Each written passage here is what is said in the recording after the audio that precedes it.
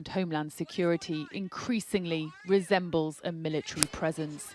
What's your name? Tell us I think everyone remembers the events of last year. With the murder of George Floyd by the hands of police officers and the following protests by BLM.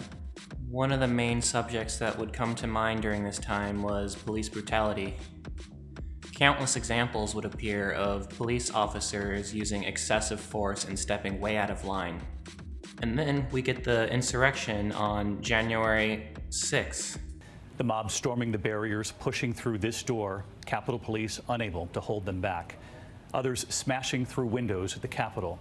There were so many chaotic moments, the tense interactions with Capitol Police overwhelmed, members of Congress and their staffs rushing for cover, reporters told not to reveal their whereabouts. Where hundreds of angry white Trump supporters had stormed the Capitol and actually managed to get into the building and ransack it. The police appeared to put up very little fight, and as you can see here, some of them were even seen taking selfies. This is in stark contrast to what the Capitol looked like during the BLM protests. So, what's the difference here? Well, to put it simply, it's like that song by Rage Against the Machine. Some of those that work forces draw the same that burn crosses. In fact, here is some evidence of white supremacy and far-right militancy in law enforcement. In 2017, the FBI reported that white supremacists posed a persistent threat of lethal violence that has produced more fatalities than any other category of domestic terrorists since 2000. Alarmingly, internal FBI policy documents have also warned agents assigned to domestic terrorism cases that the white supremacist and anti-government militia groups they investigate often have active links to law enforcement officials.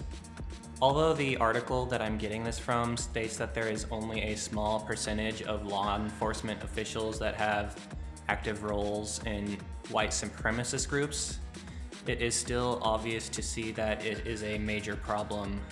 Since 2000, law enforcement officials with far-right and white supremacist connections have been exposed all over the country in states like Alabama, California, Connecticut, Florida, Illinois, Louisiana, Michigan, Nebraska, Oklahoma, Oregon, Texas, Virginia, Washington, West Virginia, and so on. Basically everywhere. It's even been reported that hundreds of federal, state, and local law enforcement have participated in racist, nativist, and sexist behavior on social media. Typically, these types of behaviors are known within their departments, but disciplinary action only happens when they trigger public scrutiny. Now let's bring this back to the Capitol riot.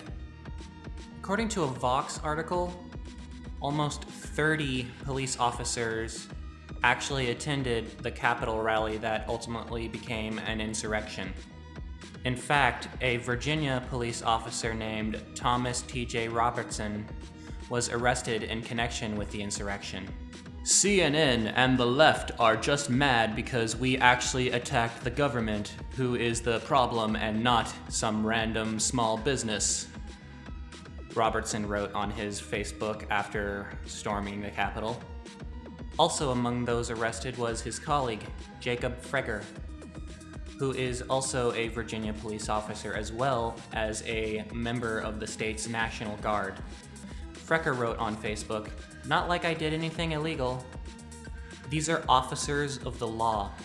They're not supposed to hold bias. However, they were participants in what can only be described as an attempted coup on the US government. While it should be noted that not every police officer is like this, it seems that enough of them are to create a significant problem." In fact, this is just a continuation of white supremacy's long entanglement with law enforcement. It even dates back to the end of slavery, when police departments would have significant roles in the mass incarceration of black citizens, essentially making being black a criminal offense. According to historian Linda Gordon, police officers and other law enforcement officers made up a large proportion of the Ku Klux Klan in the 1920s. In fact, in the 1920s, police officers and other members of law enforcement were actually the largest occupational group in the Klan. It should be clear that we do not know the actual affiliation of the officers arrested during the Capitol riot, but the connection is still apparent. At an event that would have Blue Lives Matter flags flown in the same place as Confederate flags, it is a very important connection to make. And with there being actual evidence of police officers participating in the Capitol riots, it really makes you wonder about the officers on duty during the BLM protests. Closing questions. What do you think can be done to solve this problem? Do you think defund the police can work? Or do you think there is another solution we should be looking at?